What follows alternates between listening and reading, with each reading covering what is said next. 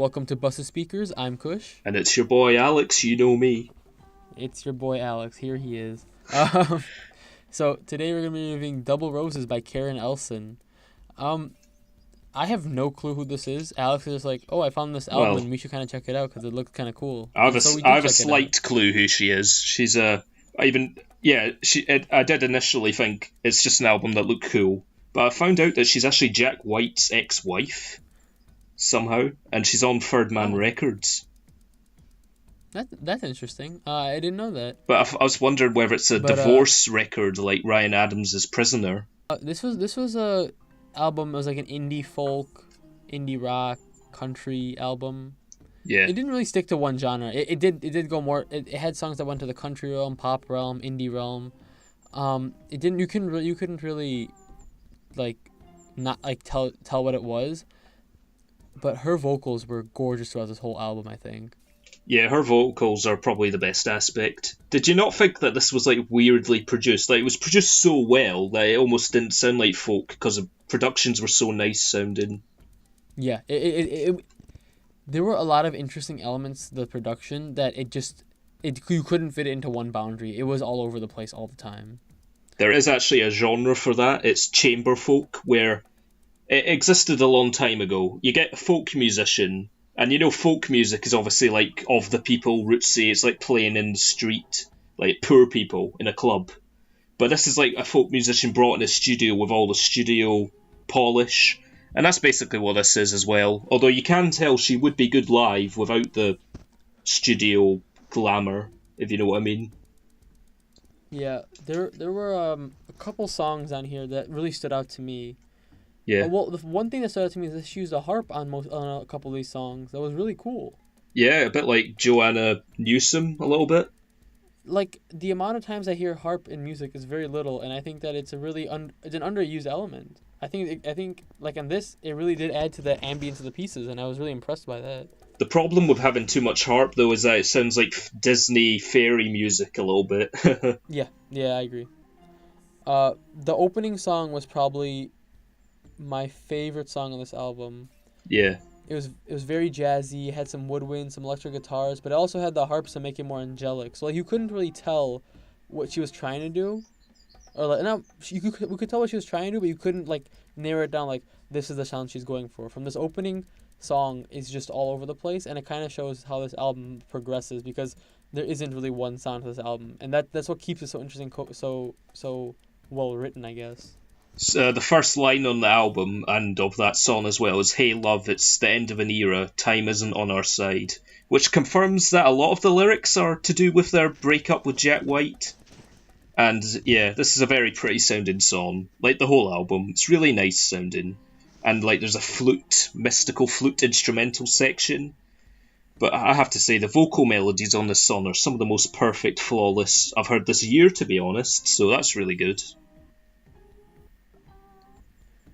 Yeah. I just Googled Karen Elson, and Karen Elson says Double Roses isn't about the Jack White breakup. Oh, that sounds like a hack now. Okay, well, they broke up in 2011, so I'm guessing that I'm guessing most of this probably isn't to do with Jack White, basically. But it might have some lyrics informed by it, but not fully about it. Like, they broke up 5 years ago. This album was really, really great. But I think just from the lyrical standpoint, she was talking about some sort of breakup. I'm not sure exactly what breakup or who. Probably after Jack. But she seems like she's really taking it more on herself and blaming herself more than she is the other person, which is really depressing to hear because you're like, no, it's not your fault. You want to say that, but then she's always like just beating herself up over this breakup, which may not even be her fault to begin with. So it was quite an interesting thing to listen to, a unique perspective compared to other songs I've listened to. Well, most breakup songs, I think we even talked about this on the dreaded Chainsmokers album, on the song Paris. Most relationship songs blame the other person. That song, Paris, I don't like talking about it because it's not that good. Was like saying it was both of their faults. This album at certain points talks about it like it's Karen's fault, which It might have been. We don't know that. I haven't looked into her life, but we don't want it to be because we like her. We like her music, so it's an interesting way to listen to this, to the lyrics on this album. Yeah. The next two songs that really stood out to me were "Hell and High Water" was one of them, Yeah. and that song was had a very bluesy piano and very whiny electric Oh, guitars in the back. that And was she that adds was the these song that had black keys getting played, if you remember. I Like, didn't catch that. No. well, the piano played was black keys. I'm pretty certain of it. Just only black keys, which makes it sound more doomy and depressing and dark, I guess, which is quite Maybe cool. I, di- I didn't realize that, but that I could see that happening. Uh, but she has these string sections with violins and cellos that are just grand and make the song feel much bigger than it is. Yeah, But it's also about like this metaphorical war going on inside of her, hence the hell and high water piece. But and she's saying how like there's like these two conflicting sides inside of her, and it's like and how it's ruining her in like as a human being, and she can't stop this war, and it's very depressing, and the instrumentation really backs that up. yeah. Just all of these songs are good. I'd say. Would you agree? I think Raven was the only song that I didn't really enjoy. Um, yeah. It was good to hear drums again. Like only some of these songs have drums, and that was one of them. And yeah, that was like one of the more country folk type ones, I guess. It had like a jazzy vibe, but and like an electric harpsichord type I, I thing. think I think her country songs are the ones that I enjoy the least, just because of how boringly generic they are for country music. Yeah, well, how many people have country songs? Quite a lot of people. How many people have like folk songs with harp? Not as many, so those are obviously going to be the more interesting, I'd say. Yeah. The next song I really enjoyed was "Why Am I Waiting," Yeah, and I don't know why I liked it because I the lyrics were super bland, super filler, but the production was so eccentric and haunting and interesting that I don't know. I just fell in love with it, and it was like the sporadic vocals like were building this anticipation that really didn't lead to much, but you had this tension going on while you listened to it. It was really interesting. well, I think it worked because it worked well in the context of someone waiting for something. If you're waiting for something, nothing builds up to anything, so the fact her vocals don't build up to much, even though they sound really desperate and hopelessness in them, it kind of worked in that sense.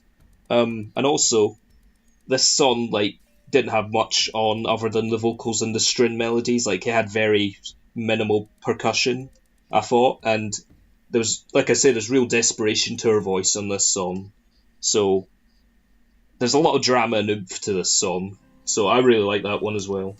The closer "Distant Shore" I love that was song. the well, it was the best country s song that she made on here. It was like a ballad country song, and it was very minimal.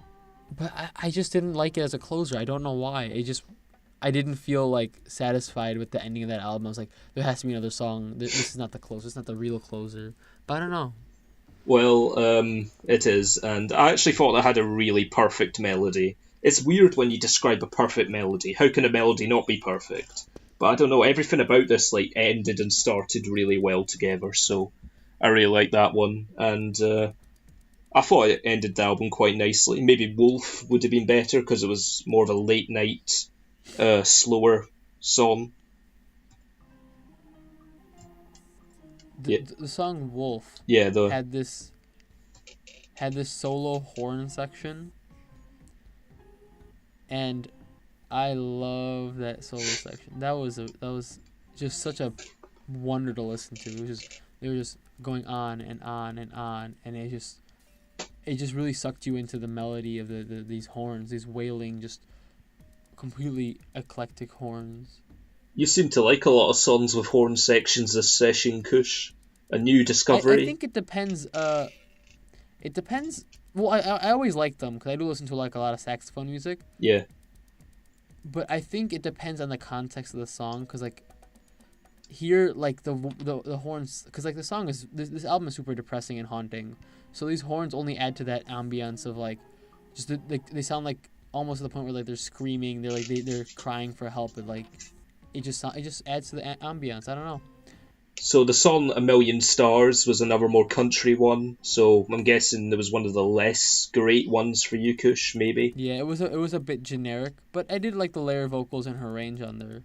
And she's also talking about the insignificance of the world under a million stars, which means all the problems in the world don't matter. That's been done before a lot of times, but Yeah. they're usually so desolate sounding songs like that. Like they make you feel like the world is hopeless, like there's no point trying to do anything.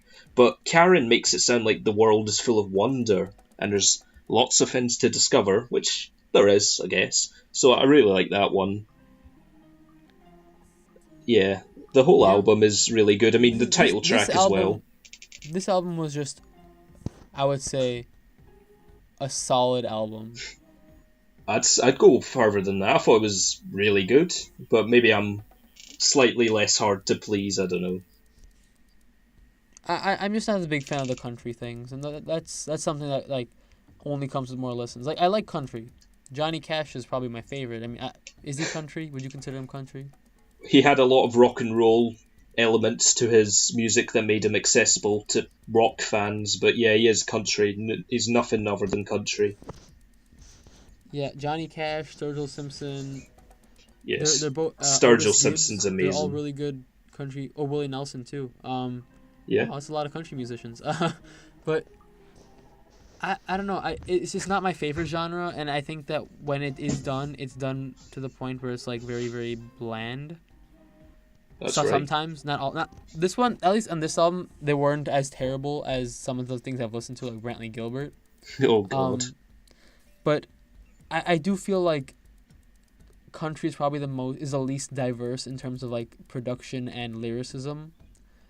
It obviously depends. Like you can get It does gothic depend. country and metal country, which aren't the best, but they're interesting at least. And it really does depend. Like I say, It does. That's I fair. love that comment on the Yeah. Brantley Gilbert There's just a video where I you're was like, the Brantley Gilbert video where you're like, who's that guy? And then Johnny Cash. yeah. I did like this album. What would you rate it, Alex? I'm gonna give it an 8. It was really good. I can go into more detail there. It's just it actually has a really clean production, and the harp parts are really great. String arrangements, the lush instruments. You'd think that'd make it sound really too well produced to sound good and maybe easy listening, but there's a lot of meat to these songs, so it's a really high quality album. Yeah. So for me, still a really good album. There are some of my favorite songs on here, like Wolf and Hell and High Water have made it to like multiple playlists, which I really enjoyed. Um, just a couple kinks that I had. Maybe it was kind of too cleanly produced sometimes. I would like to hear some of that more rough. Just adds to like the emotions of the song. Some of the more rough instrumentation, but still very minimal complaints. I'm gonna go to 7 out of 10. We both liked it. It's a good album. What more could you want from a review? Yeah. Well, if that's it, then thanks for tuning to Busted Speakers. If you enjoyed the video, make sure you like and subscribe. Check us out on social media. Check out our other videos. Just check out everything. How about that? Yeah, just do it. It's a good day. I can tell you that.